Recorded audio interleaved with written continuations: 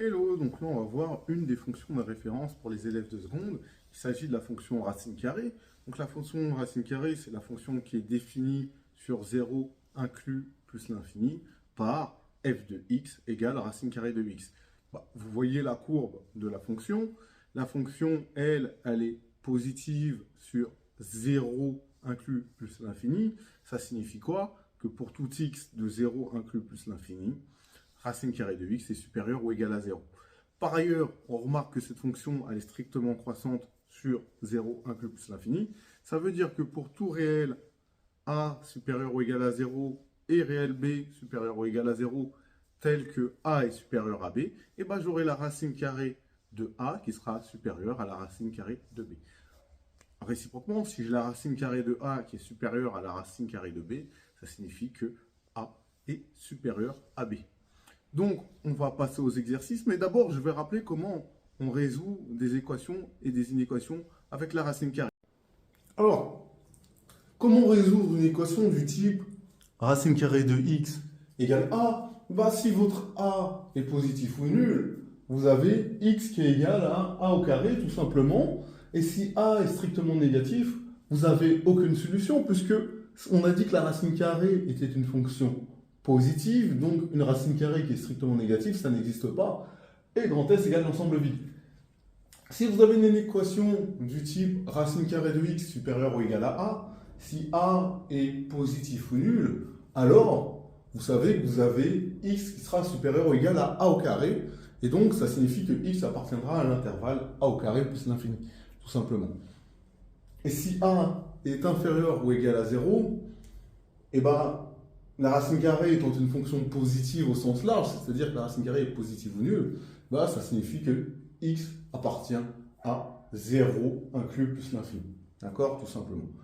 Et si vous devez résoudre une inéquation du type racine carrée de x inférieure ou égale à a, si a est strictement positif, alors vous avez x compris au sens large entre 0 et a, c'est-à-dire que x qui sera supérieur ou égal à 0, inférieur ou égal à a carré, pardon. Et du coup, ça signifie que x appartient à l'intervalle 0 inclus a carré inclus. D'accord? Si a égale 0, évidemment, j'ai pas d'autre possibilité que x égale 0. D'accord?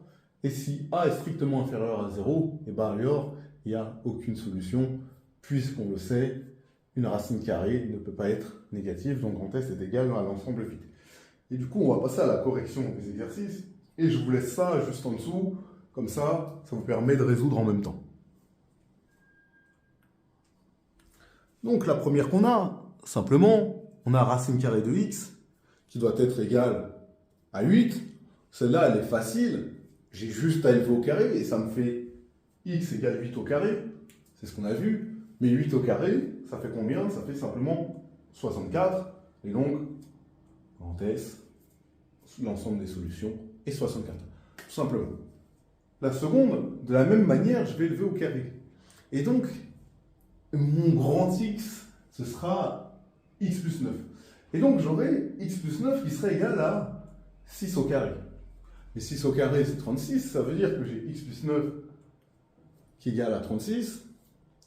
Et ensuite, évidemment, x égale 25, et donc l'ensemble de solutions est 25. Alors là, je fais une petite pause. Pourquoi? Parce que, évidemment, avant de résoudre une équation, je dois donner le domaine de résolution, ce que je n'ai pas fait. Enfin, si, je l'ai fait, puisque je l'ai indiqué en dessous. Mais c'est ce que vous devez faire. Mais avec ce que je vous ai donné, vous ne sortez jamais du domaine de résolution. C'est pour ça que je ne l'ai pas dit oralement. Donc voilà. Sur la C, de la même manière, donc j'ai racine carrée de x carré plus 9 égale 6. Et de la même manière, pour faire sauter la racine carrée, on va élever au carré, et ça va me faire x au carré plus 9 égale 36. X carré plus 9 égale 36, ça veut dire quoi? Que x carré égale 25, et ça, vous savez qu'il y a deux solutions. Vous avez x qui doit être égal à racine carrée de 25, c'est-à-dire 5, ou x égale moins racine carrée de 25, c'est-à-dire moins 5. Et donc, l'ensemble des solutions est 5 et moins 5. Et là, on passe aux inéquations. Donc, j'ai racine carrée de x strictement inférieure à 8. Ça signifie quoi? que x sera supérieur ou égal à 0 est inférieur strictement, puisque là j'ai du strictement, à 8 au carré. Mais 8 au carré, c'est ni plus ni moins que 64. Et donc j'aurai x supérieur ou égal à 0 et strictement inférieur à 64. Donc, simplement, là ça me donne l'intervalle. X appartient à l'intervalle 0 inclus, 64 exclu. Donc grand S et l'intervalle 0 inclus, 64 exclu. Et on passe à la dernière avec racine carrée de x moins 2 strictement supérieur à 9. Là, de la même façon, le domaine de définition, il est affiché en dessous. Le domaine de résolution, pardon, il est affiché en dessous. Et bien, vous savez, c'est lequel? C'est 2 inclus plus l'infini. Bon, passons. Qu'est-ce qu'on fait? On élève au carré, comme d'habitude, et ça nous fait x moins 2 strictement supérieur à 9 au carré. 9 au carré, c'est ni plus ni moins que 80. Donc j'ai x moins 2 strictement supérieur à 80. J'ai bien appliqué. Et ça me fait x strictement supérieur à 83. Et donc l'ensemble est